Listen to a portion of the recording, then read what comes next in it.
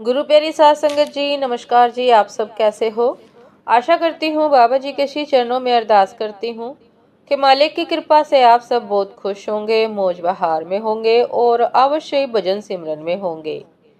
साध संगत जी, मैं हाजिर हूँ आज आप सभी से एक बहुत ही खूबसूरत साखी साझा करने के लिए। सतगुरु नानक देव जी की साखी।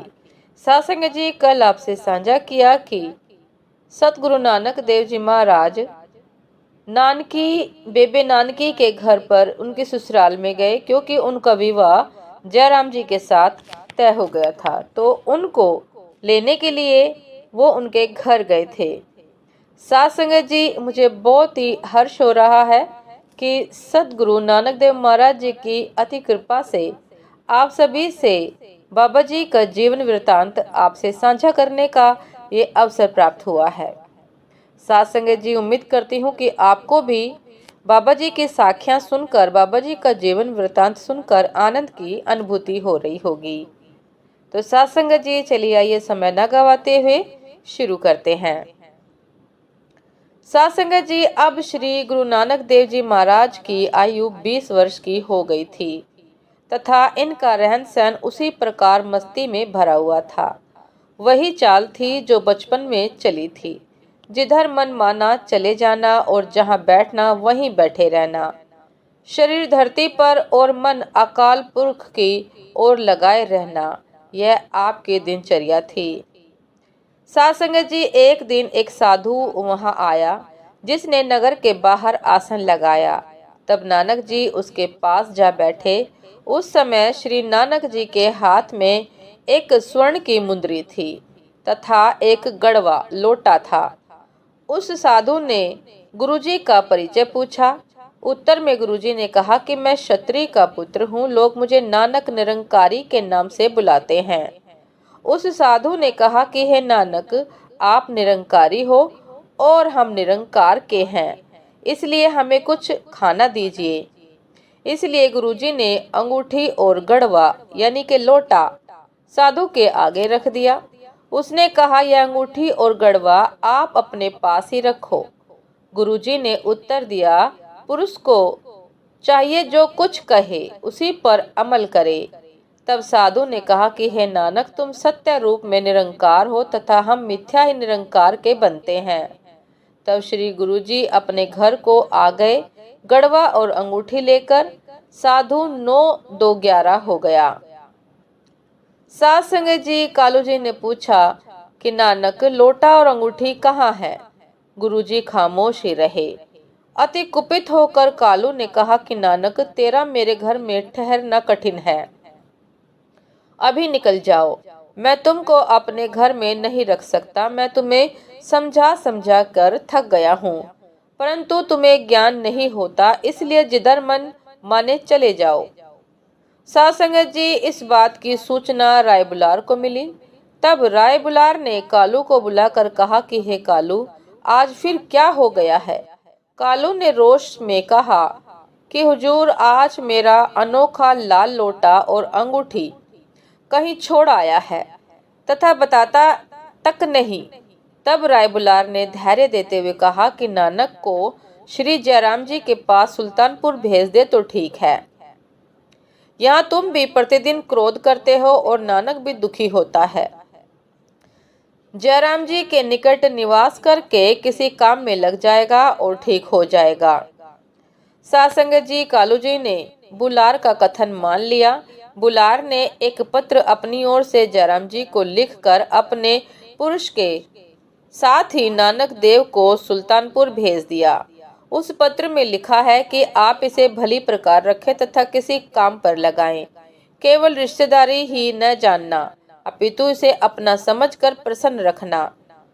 नानक जी के प्रस्थान पर माता तृप्ता उदास होकर कहने लगी कि बेटा, मैं तुम्हें देखकर अति प्रसन्न होती थी।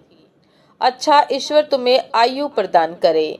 श्री गुरुजी ने माताजी को दुखी देखकर कृपा दृष्टि से निहारा, जिससे माता को जो मोह हुआ था वो दूर कर दिया और कहा कि माताजी, 100 बात की एक बात कहता हूँ कि आपने उस सर्वशक्तिमान परमात्मा को सदैव स्मरण करना है। उस परमपिता परमात्मा को सदैव याद करना है। इतना कहकर तथा सबको प्रणाम करके बाले को साथ लेकर गुरुजी सुल्तानपुर की ओर चल दिए। साध संगत जी 5वें दिन गुरुजी सुल्तानपुर पहुंच गए। संवत 1544 मार्गशीर्ष शुक्ल सप्तमी को गुरुजी अपनी बहन बीबी नानकी को जा मिले। बीबी नानकी अपने भाई के चरणों पर गिर पड़ी। गुरुजी ने शीघ्र ही उठाकर कहा कि बहन, आप बड़ी हो, इसलिए इस प्रकार चरणों पर गिरना उचित नहीं है। मुझे आपके चरणों पर अपना सिर रखना योग्य है।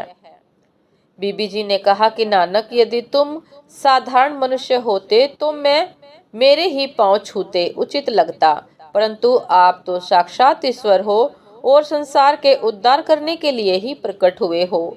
यह कहकर आदर सत्कार से सुंदर आसन पर बैठाया तथा कुशल मंगल पूछने लगी। साध संगत जी, इतने में श्री जयराम जी घर में आए तो क्या देखते हैं कि श्री नानक देव जी घर में विराजमान हैं। नानक देव जी अपने बहनोई के चरणों में लगकर प्रणाम करने लगे। जयराम जी भी बुद्धिमान था, उसे भी ज्ञान था। उसने गुरुजी को उठाकर फिर स्वयं उनके चरण स्पर्श किए। गुरुजी ने मुस्कुराकर कहा कि जीजा जी, यह उल्टी गंगा क्यों बहाने लगे हो? अर्थात नमस्कार तो मुझे करनी उचित है, परंतु आप उल्टा क्यों कर रहे हो? तब जयराम जी ने कहा कि गुरुजी, हे गुरुजी, संसार के दृष्टि में भले ही आप मेरे साले हैं, परंतु मेरे नेत्रों में बैठकर देखो तब सत्य तत्व का पता चलता है। मैं जानता हूँ कि आप संसार को तारने को मनुष्य बन सच्चिदानंद ही प्रकट हुए हो। यह मेरी दृढ़ धारणा है। आज मेरे जैसा भाग्यशाली और कौन है कि जिसके घर में समस्त संसार का स्वामी विराजमान हो। अब आपको कोई भी तकलीफ न होगी। जिस कार्य के लिए आपने नर्तन धारण किया है उसी कार्य को निसंकोच करो, बेझिझक करो। कोई रोकने टोकने वाला यहाँ नहीं है। तब गुरुजी ने कहा कि यदि लोकहित के लिए कोई काम किया जाए तो अच्छा है। साध संगत जी, जयराम जी ने कहा कि जैसे आपकी इच्छा। अच्छा, आप ये बताओ कि आपने तुर्की भाषा सीखी है या नहीं? गुरुजी ने कहा, योग्य कार्य होता ही रहेगा। तब जयराम ने कहा कि यदि आपको नवाब दौलत खान का मोदी खाना लेकर अफसर बनाया जाए तो अच्छा है, परंतु नवाब का मोदी खाना बड़ा है। गुरुजी ने कहा, कोई बात नहीं, वह करतार सब कुछ करने को समर्थ है, सामर्थ्य है उसमें सब कुछ करने का। साध संगत जी, गुरु नानक देव जी मोदी खाने का कार्यभार को सहन करने के लिए तैयार देखे तो नानकी ने कहा कि भाई जी, मेरा विचार है कि अपनी प्रकृति के अनुसार भजन ही करो तो ठीक है। जहाँ भगवान हमें खाने पहनने को देता है वहाँ आपका भी गुजारा हो सकता है। आप तो परमात्मा के रूप हो। फिर नानकी जी ने जयराम जी से कहा कि आप नानक देव जी को संसारी झंझटों में न डालो। मेरा भाई तो साधुओं का प्यारा है, इससे काम नहीं लेना चाहिए। इस पर श्री गुरु नानक देव जी कहने लगे कि बहन जी, पुरुष तो सदैव कमाकर ही खाना उचित है। पुरुष को चाहिए कि वह सदैव कमाकर ही खाए, इससे पवित्रता होती है।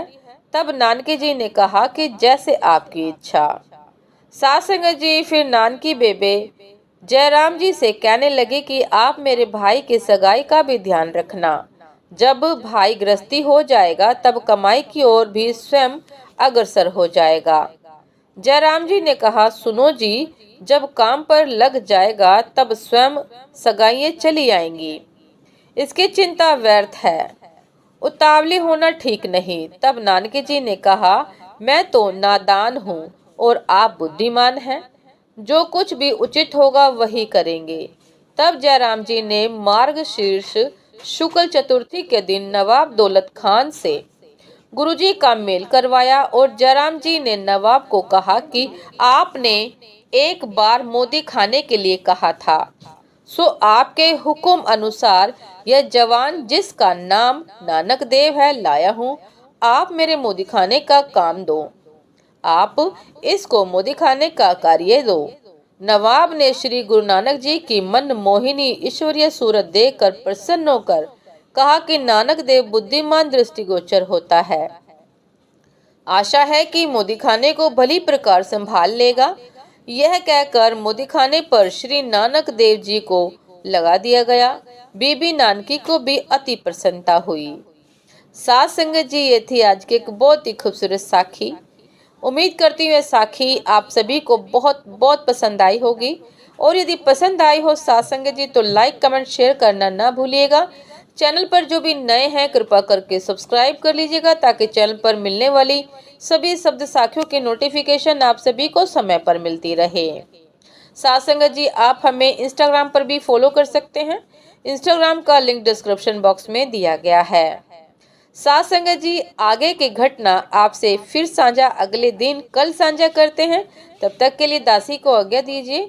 नमस्कार जी। सदा खुश रहिए, मुस्कुराते रहिए, भजन सिमरन करते रहिए। नमस्कार जी।